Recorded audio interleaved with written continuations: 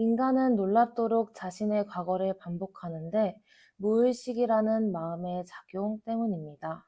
매맞은 가정에서 자란 사람이 자신도 모르게 자녀를 학대하게 되고 알코올 중독자 아버지를 둔 딸이 비슷한 남자와 결혼하고 평판이 안 좋은 사람이 이직 후에도 비슷한 어려움을 겪는 게 대표적인데요. 오스트리아의 유명 정신분석가 지그문트 프로이트가 강박적 반복이라 명명한 현상인데 근본 원인은 무의식을 파악하지 못해서입니다. 비의식이라고도 불리는 무의식은 마음의 영역 중 심층부에 위치하여 의식적으로 깨닫지 못하는 모종의 사각지대입니다.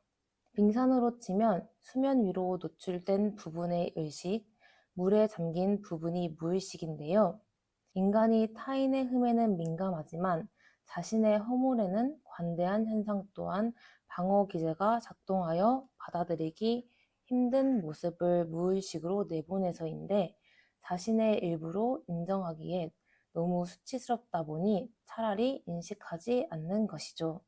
정신분석은 자신이 알지 못하는 마음을 알아가는 치료입니다.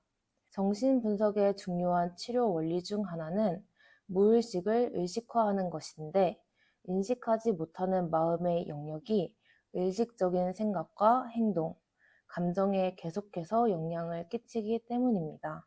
이는 인간의 마음에서 무의식이 차지하는 비중이 90%를 상회해서인데 반대로 무의식을 의식의 영역으로 끌어올리면 자신의 언행을 깊이 있게 이해할 수 있습니다. 레지던트 시절 무의식은 사뭇 난해한 테마였습니다.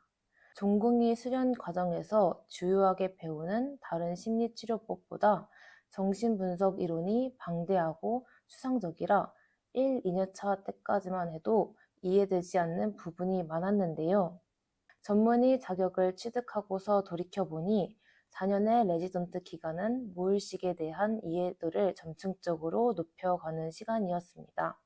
1, 2년차 시절에 매주 진행된 입원 환자 증례 발표, 2년차 여름부터 1년 넘게 이어진 심리치료 슈퍼비전, 치프 레지던트 기간에 받은 교육 분석, 정신분석 이론을 공부하기 위해 참석했던 각종 학회와 세미나까지 환자의 얼핏 이해하기 어려운 증상과 언행의 숨은 뜻을 파악하고 치료 실마리를 조금이라도 더 획득하기 위해 분석 공부는 계속되었고 그러면서 차츰 마음속 그늘진 곳을 들여다보는 눈을 뜨게 되었습니다. 이는 정신분석 교과서에 가장 자주 등장하는 용어이자 의과대학 정신과 수업때 교수님께서 누누이 강조하신 나는 어떠한가 라는 성찰적 태도와도 접점이 컸는데요. 아픔의 깊이에는 차이가 크겠지만 상처 없는 인간은 존재하지 않습니다. 이 점은 환자를 치료하는 심리 전문가들도 결코 예외일 수 없는데 차이점은 자기 성찰입니다. 내담자와 마찬가지로 한 명의 인간에 지나지 않지만 치료자는 자신의 마음에서 일어나는 움직임이 어디서 기인했는지 반복적으로 되돌아보고 이를 사회에서 용인하는 방향으로 변환할 수 있어야 합니다. 정신과 의사, 심리학자들이 스스로를 돌이켜보는 가장 대표적인 수단은 교육 정신 분석입니다. 명확한 통계는 없으나 상당수의 치료자가 경험했다고 알려져 있는데 내담자의 입장이 되어 경험 많은 분석가에게 분석을 받는 것입니다. 교육 분석은 크게 세 가지를 목표로 합니다. 치료자가 자신의 무의식을 의식화하여 전문가이기 이전에 사람으로서 성숙해지고 분석가의 언행을 관찰하여 치료 기법을 습득하고 마지막으로 내담자의 처지를 간접적으로나마 체험하기 위함입니다. 개인적으로는 치프 레지던트가 된 3년차 겨울부터 선배를 따라 일주일에 한 번씩 수행하였습니다.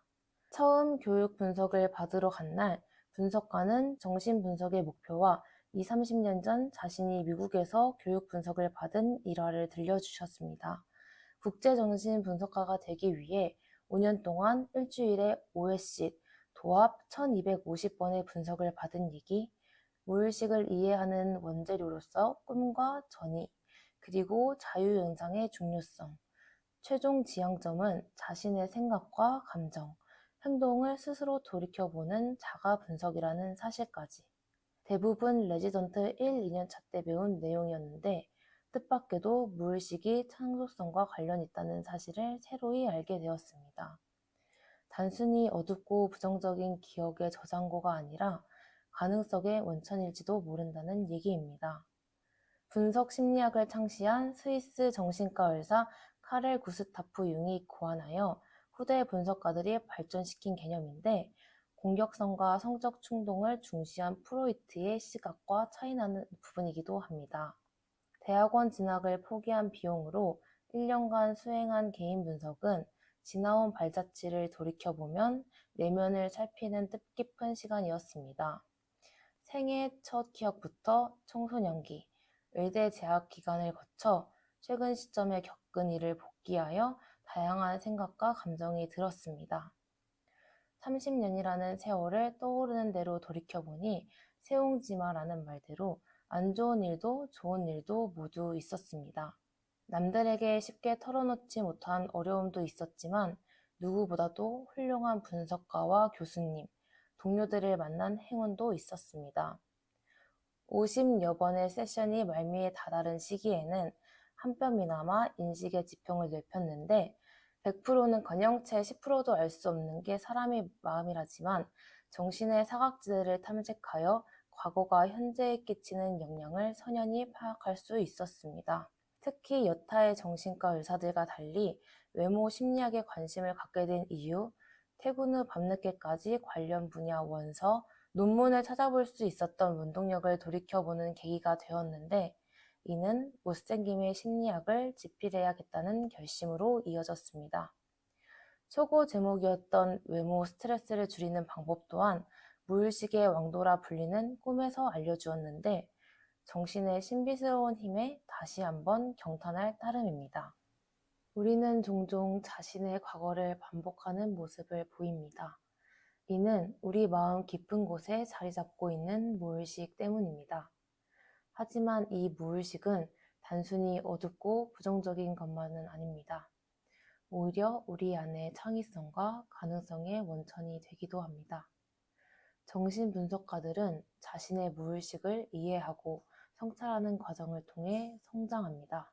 교육분석은 이러한 여정의 핵심으로 치료자가 자신의 내면을 탐험하고 내담자의 입장을 간접적으로 체험하게 합니다. 이를 통해 치료자는 자신을 더욱 깊이 이해하고 내담자를 보다 공감적으로 바라볼 수 있게 됩니다. 우리 모두는 상처와 아픔을 지니고 있습니다. 하지만 그 아픔 속에는 성장의 기회가 숨어 있습니다. 자신의 무의식을 탐험하고 성찰하는 여정을 통해 우리는 과거의 굴레에서 벗어나 새로운 가능성을 발견할 수 있습니다. 이 여정은 결코 쉽지 않습니다.